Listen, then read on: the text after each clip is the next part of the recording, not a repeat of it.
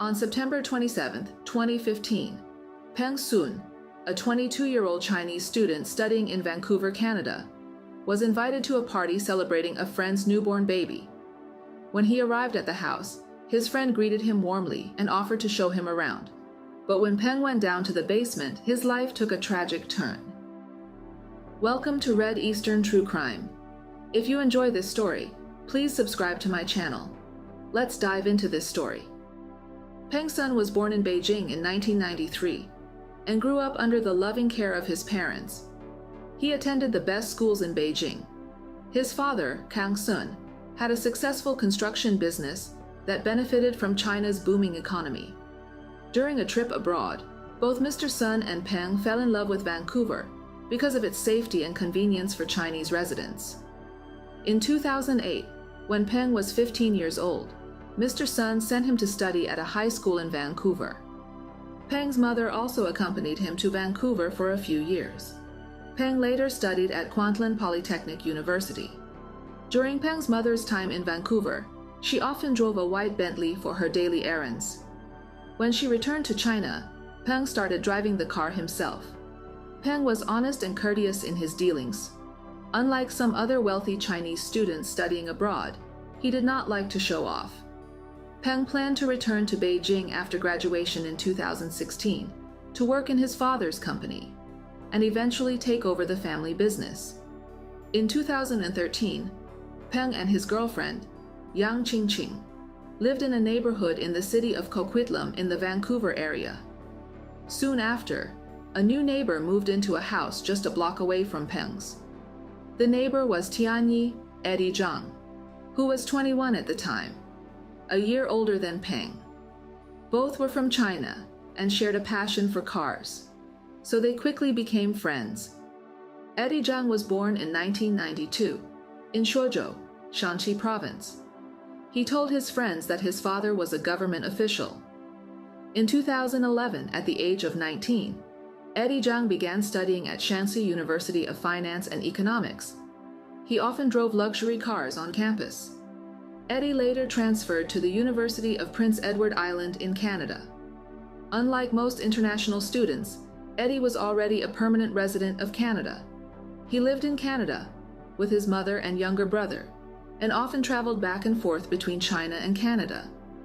Eddie was outgoing, loved to flaunt his lifestyle, and excelled at making friends quickly in new places. At first, Eddie Zhang often came to Peng's house to play video games. Whenever he was there, Eddie would receive phone calls from China, discussing topics such as companies, business, and finance, making him sound like a very successful businessman. This led people to believe that his family had a strong background and connections. One day, Eddie called Peng and said, "I run an underground gambling operation and can offer you a high-paying job. Are you interested, buddy?" Peng immediately declined, saying he wasn't interested. After seeing Eddie Zhang's behavior and conversations, Peng and his girlfriend Yang realized that Eddie was not being truthful. Eddie never mentioned which university he attended, and they discovered that the WeChat account he used to contact them was different from the one he used with their mutual friends. Peng later learned from his friends that Eddie had a habit of lying and exaggerating. He had told his friends in China that he could help them with legal procedures to come to Canada, and had taken money from several people ranging from 6,000 to 10,000 Canadian dollars each. However, he was unsuccessful, and he did not return the money to his friends. He then fled back to Vancouver. Peng began to distance himself from Eddie Zhang, and shortly thereafter, Peng and Yang rented an apartment near the university. After moving out of their previous house, Peng removed Eddie Zhang as a friend on WeChat and cut off contact. In the summer of 2015, Peng had a surprise encounter with Eddie Zhang at a shopping mall in Vancouver. Eddie Zhang mentioned that he had recently gotten married and struck up a friendly conversation with Peng. He then asked Peng to add him as a WeChat friend again. After that, Eddie Zhang started asking Peng to hang out with him frequently. Peng didn't want to meet him and politely declined the invitations several times. Eddie Zhang knew that Peng did not want to stay in touch, but he continued to find excuses to reach out and invite Peng. This continued until September 27, 2015, when Eddie Zhang contacted Peng again, claiming that he had just had a newborn baby and was about to have a celebration party that he insisted Peng attend to show his support. Feeling a little guilty after several refusals, Peng agreed this time and also bought a gift. Before Peng left, his girlfriend felt sick, so he called Eddie Zhang and said he had to stay home to take care of Yang. Eddie Zhang reacted strongly and offered to send a friend to pick Peng up, hoping he would still show up. He even mentioned that each guest would receive a new smartphone at the party. Feeling it would be rude to refuse, Peng decided to go alone. Around 6 p.m. on September 27th, Peng drove his white Bentley to the address Eddie Zhang had given him and was met by Eddie Zhang in front of the house, which had been bought by Eddie Zhang's uncle and had been empty since. Unknown to Peng, Eddie Zhang's wife was only in her 39th week of pregnancy, and the baby had not yet been born. The celebration party was just an excuse to get Peng to show up. After getting out of the car, Peng gave Eddie Zhang the gift and congratulated him, then followed him into the house. Eddie Zhang offered to show Peng around the house. When Peng entered the basement, two people quickly overpowered him. They handcuffed his hands, tied his feet with zap straps, and pointed a taser gun at his head, threatening him to unlock his phone. At 8:30 p.m., Peng's phone made a call to his father. At that moment, it was 12:30 p.m. in Beijing on the 28th. Mr. Sun was in his office in Beijing when he answered the phone call. Peng's voice came through and said, "Dad, I've been kidnapped. They have a gun to my head." This was followed by a calm young male voice in Mandarin demanding, "I want 2.5 million Canadian dollars. Send the money now or you won't see him again." He then provided a Chinese bank account number and instructed Mr. Sun to send a screenshot of the transfer to Peng's WeChat. Feeling frightened and uncertain after the call, Mr. Sun couldn't confirm whether Peng had actually been kidnapped. Soon after, a second call came in, with the caller warning, "Don't call the police. We just want the money. Follow my instructions and your son will be released unharmed. If you don't, he will be dead. Got it?" Mr. Sun immediately told his wife about the situation, and after discussing it, they decided to prepare the ransom and call the police at the same time. The Beijing police suggested that he wait as long as possible and not rush the payment, and they also contacted the Vancouver police. Mr. Sun then told the kidnapper that it would take time to raise the money, and he couldn't raise the full 2.5 million Canadian dollars all at once. After a few hours, Mr. Sun made two separate wire transfers totaling 1.7 million RMB, approximately 340,000 Canadian dollars, to the designated bank account. After receiving the money, the kidnapper quickly called again to demand more. 我跟你讲，我有我的道德原则，你有你的道德原则。我是要钱，我不是要人命。要的是钱，我要的是人，咱们俩说好了。你说？对，我就跟你讲，这样我不会要他命啊，对不对？我10点半，你10点半不打250，现在起码搁他一个指头，说话算话。我给你想办法吧。10点半。好吧，我想。10点半，如果不再打250，我立马搁他一个指头。我给你选择不再打钱，这取决于你，好吧？ Mr. Sun and his wife anxiously waited for Vancouver police to locate the perpetrators, fearing for their son's safety. After half an hour passed with no photos showing their son injured, they felt a mixture of relief and continued anxiety. When the kidnapper called again, Mr. Sun noticed a change in tone. The caller was less aggressive and threatening.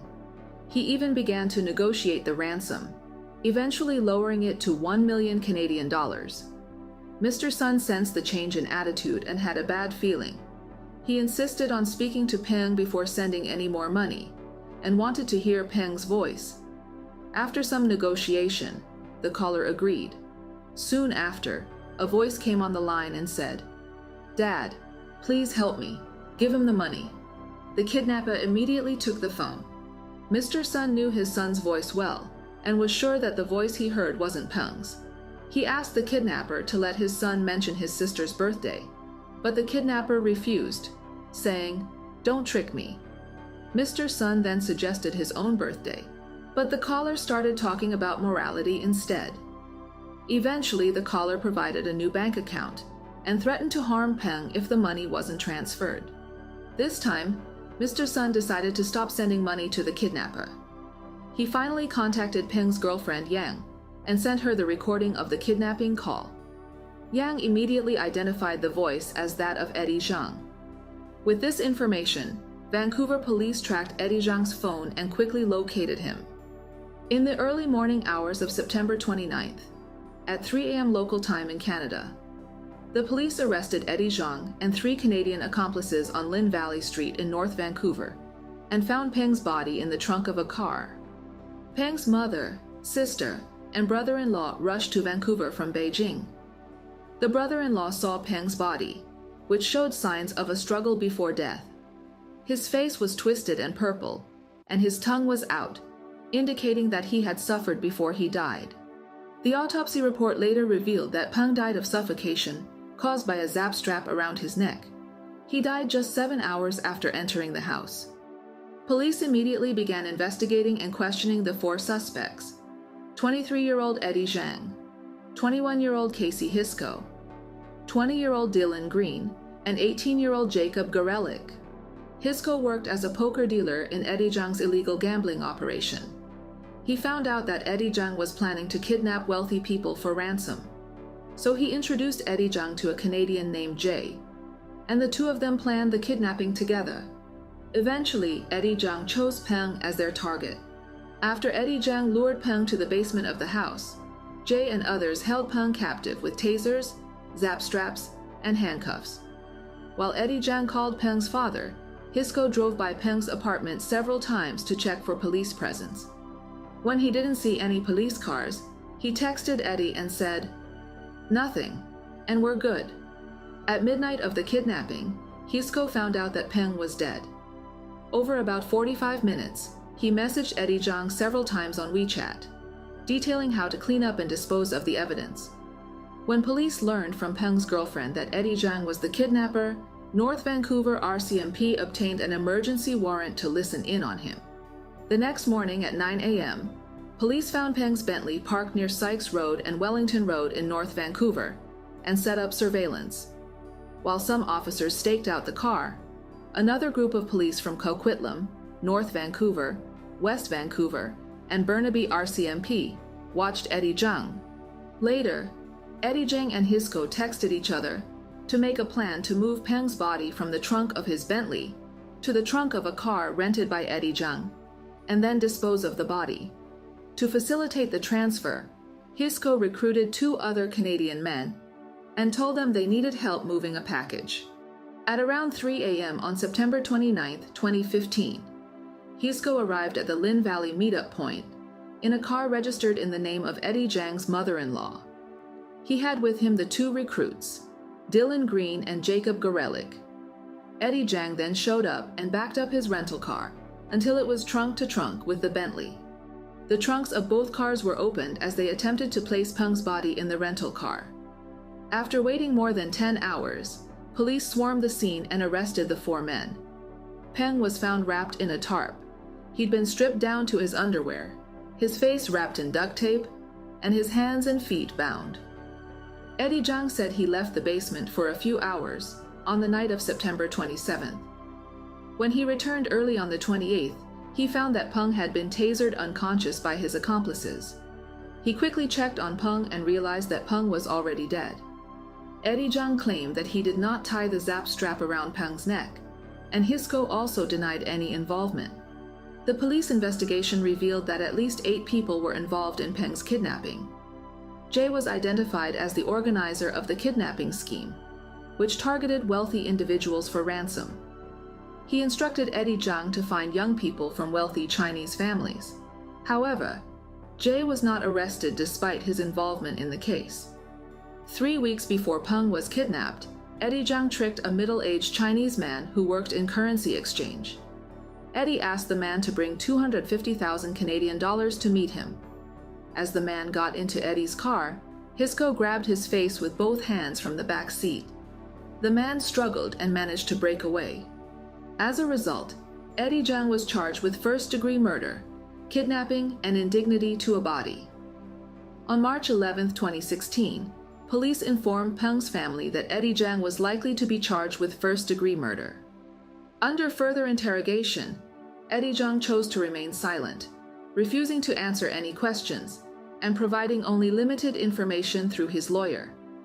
Without a confession, police had difficulty gathering evidence from phone records and text messages, making it difficult to uncover the truth of the case and assess the impact of each criminal on Peng's death. What Peng's family found hard to accept, however, was that in February 2017, before the case went to trial, the prosecution cut a plea deal with Eddie Jiang. Eddie admitted to manslaughter, unlawful confinement, and extortion, but not to first-degree murder. The prosecution explained that in Canada, first-degree murder requires careful planning and an intent to kill. So unless they could prove that Eddie intended to harm Peng when he organized the kidnapping, he could only be charged with manslaughter. The police concluded that Eddie Jiang did not physically harm Peng and did not want him to be killed. It was clearly Eddie's actions that made Peng a target for kidnapping. Under Canadian law, the maximum penalty for manslaughter is life imprisonment, but sentences typically range from 4 to 15 years in prison. On February 21, 2017, Eddie Jiang was sentenced to 14 years in prison by the Supreme Court of North Vancouver. Casey Hisco was sentenced to 7 years. Charges against Dylan Green and Jacob Gorelick, who helped move the package, were dropped. The identities and whereabouts of 4 other suspects remain unknown. Of the 340,000 Canadian dollars ransom paid by Mr. Sun, only 50,000 Canadian dollars has been recovered. Police have not been able to trace where the rest of the money went. Due to the privacy concerns of the criminals, Eddie Jiang's personal information has never been made public. Peng's family has never met Eddie Jiang or any of his family members and has no idea about his background. They have only received some information about him from Eddie Jiang's friends. According to Eddie Jiang's official records in China, he is from Ying County in Shanxi Province, with only his own name listed and no details about his parents. At some point, someone gave Mr. Sun a name claiming to be Eddie Jiang's father. After checking, they found out that this person was an executive of a state-owned coal mining company in Shanxi. However, they couldn't confirm whether he was really Eddie Jiang's father. To this day, the identity of his family remains unknown. Media analysis suggests that Eddie Jiang, his mother and younger brother, settled in Vancouver. He was known to spend lavishly while his father remained in China. Such circumstances typically indicate a person of high social status, either in government or business. When Eddie Jiang was arrested, his wife was pregnant. She had posted on Weibo about the many gifts Eddie had given her, including luxury items from brands such as Hermès, Louis Vuitton, and Cartier. The police visited her after the incident, but she claimed to know nothing about the case. Later, Chinese media contacted her on Weibo, and she replied, "I am not married to Eddie Jiang," before deleting all her information from social media. Her child was born 14 days after Eddie Jiang's arrest. The day before he was kidnapped, Peng had a video call with his parents. It was the Mid-Autumn Festival in China, and the family was excited for Peng to graduate and come home the next year to celebrate. Unfortunately, that dream would never come true. Mr. Sun was deeply upset and frustrated by the sentencing of the criminals responsible for his son's death, especially Eddie Jiang, who orchestrated the kidnapping that resulted in the loss of life, but received only a 14-year sentence. Without parole, he could be out at 37, and Casey Hisco could be out already. Afterward, Mr. Sun, devastated by the immense grief and depression over the loss of his son, couldn't manage his business properly, and eventually had to declare bankruptcy. Some people believe that Peng was kidnapped because he drove a Bentley, but Mr. Sun clarified that the car wasn't as expensive as those in China, and was mainly for Peng's mother, who took care of him while he studied. Peng was not a show-off or a materialist. He was practical, safety-conscious, and tried to avoid dishonest people. But he underestimated how evil people could be. What do you think about this case?